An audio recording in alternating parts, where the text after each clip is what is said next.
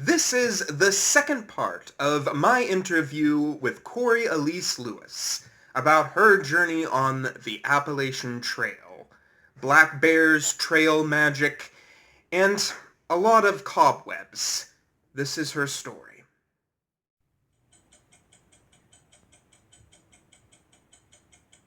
What was the best thing about walking the Appalachian Trail? This is going to be a hard one. Could be a sight, an animal, just walking it in general. I think, like, somebody said, you don't have to walk the Appalachian Trail, you get to walk the Appalachian Trail. I thought that was really a cool saying because it really is a luxury to be able to wake up every day and instead of going to, like, a 9-to-5 job to just get to walk and experience nature. Sometimes it's boring, sometimes it's a rainy day, sometimes you don't see a single view, but just getting to be in nature every day and walk is pretty cool. Oh.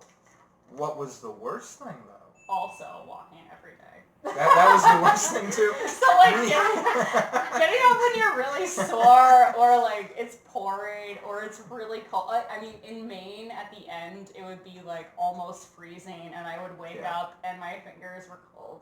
And I just wanted to stay in my sleeping bag. I was like, I can't get out and walk.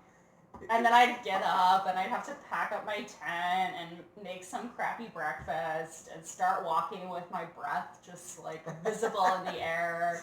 And my hands could barely grip my trekking poles. And, you do it. It's not the worst, but maybe the worst would be cobwebs. So if you're the first person on the trail in the morning, you definitely get to the job of cobweb sweeping. So with your face, usually it's like, I remember hiking up this one mountain and just like being like, mosquitoes in the summer. One time I went through this section of Massachusetts I called it the Gauntlet because for like probably 5 miles, I just couldn't stop. I couldn't stop to pee. I couldn't even stop to like think because there were mosquitoes swarming me. We were going through this swamp and I looked down at my shoulder one time and there were 5 mosquitoes just landed on my shoulder. That was maybe the worst. We actually have some pictures of you with the bites from the mosquitoes. We can go ahead and show that right now, actually. Oh my gosh. No, not really. I'm just joking. No, we don't have any pictures. Okay. But actually, I think I did see a picture at some point, but we were not going to show you that.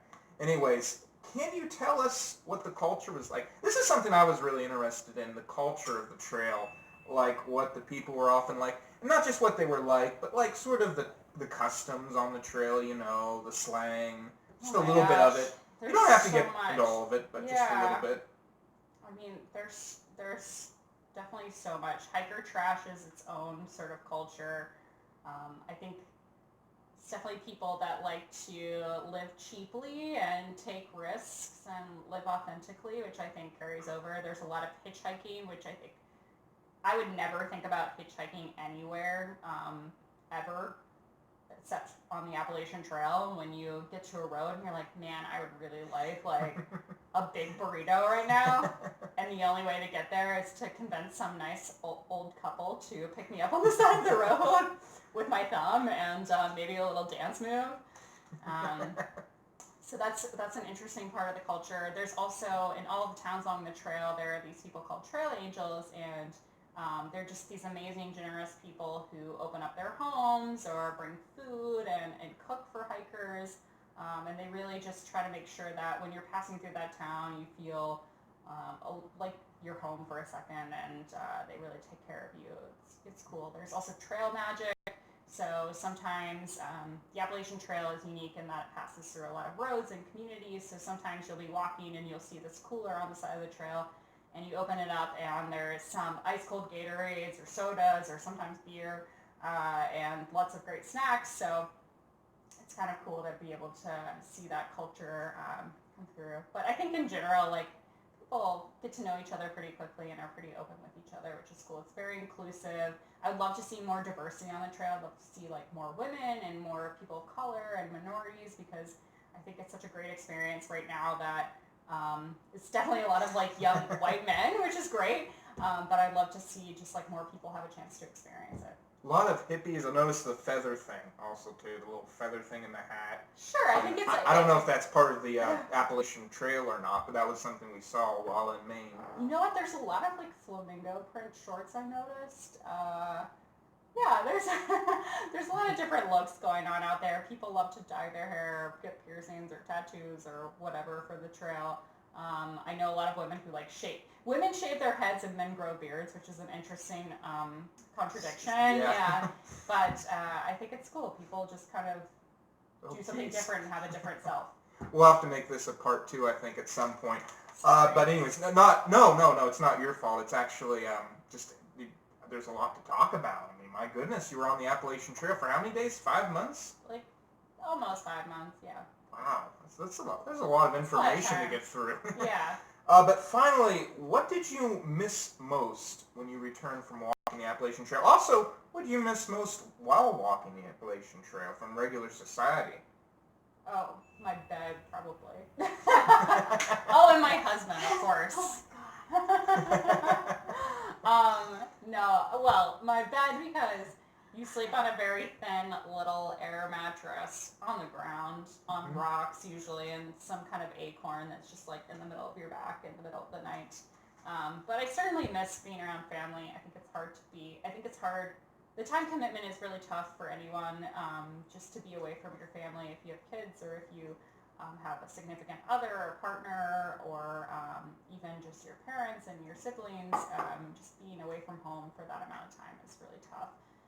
And you see a lot of people quit because of that, and I think that's totally okay. You do what's right for you, but it definitely was tough for me here. Coming back too, it's like probably, I don't know what it would be like, but probably a lot changed, right? Yeah, I'm like a wild animal coming into civilization. I'm just like, what is happening? It's like a deer in headlights. Yeah, and just getting used to not like walking around all the time too, I bet.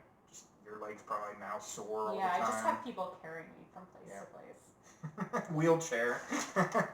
I'll probably need one, unfortunately, with my knees the way they are. It takes a little while to recover, honestly. That is one thing people don't really talk about, but you need time. Yeah, I think a lot of people also are coming back and they've quit jobs or they've like left certain situations or they're entering a new phase in their life. So having being cognizant of people coming back from the trail and sort of figuring that out and giving them space and time and positive energy is really important. Well, this is the last question. This is one we decided to save for last. This is about what your trail name was, because we had this argument while we were walking the Appalachian Trail what you were going to be called. My name is Mudwalker. She's not happy with that. But I thought your name was Riverwalker. Mudwalker is much more interesting in my opinion. But I think Mudwalker is better. Riverwalker sounds like you're trying to be in like a Keanu Reeves movie. Yeah, Gorman's is hat wearer. Dad's is grouchy old man. No, I don't know. he was like one of the Seven Dwarfs, Grumpy or something. Grumpy? Oh no, Frank the Tank. Mom is wonderful. She doesn't have one. She doesn't have one. Okay. But what was yours? And this is an interesting story. There's actually a little bit of a tale to this one, isn't there? Yeah, so, well, I had a lot of trail names. I tried really hard to get hardcore to stick, but Mom said that it sounded like porn, so... Oh, jeez. I had to nix that one in the bud really quickly. What else did I have? I had a whole slew for a while. I had, my tent was broken, so the stakes in my tent were sticking out of the back of my backpack like an antenna, and I would tell people that it was my dish network that I took with me on the trail. So I got called Dish, I got called CTV, I got called something else that had to do with that. Someone called me Ika Mouse because I am terrified of mice and I won't sleep in shelters because of that. Someone else called me Creeper Magnet, and I'll let you figure that one out. Yeah, I don't want to figure that out. What else did I get called? Sister Bear, because I saw quite a lot of bear on the trail. Her name is Corey Bear. Corey Bear, Seth calls me, and Gorman. Yeah, so I had a lot of different attempts, and, what was the other one? Destroying Angel was a favorite, because there's a mushroom actually called Destroying Angel, and it's small and white and, like, totally deadly. So someone called me that for a bit, which I thought was really funny.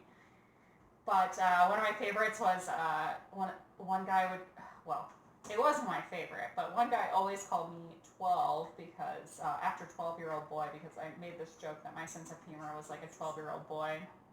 And he thought that was so funny, this idea that, like, you would check in the logs and there would be, like, someone signing, like, oh, I just stopped here for lunch, 12-year-old boy.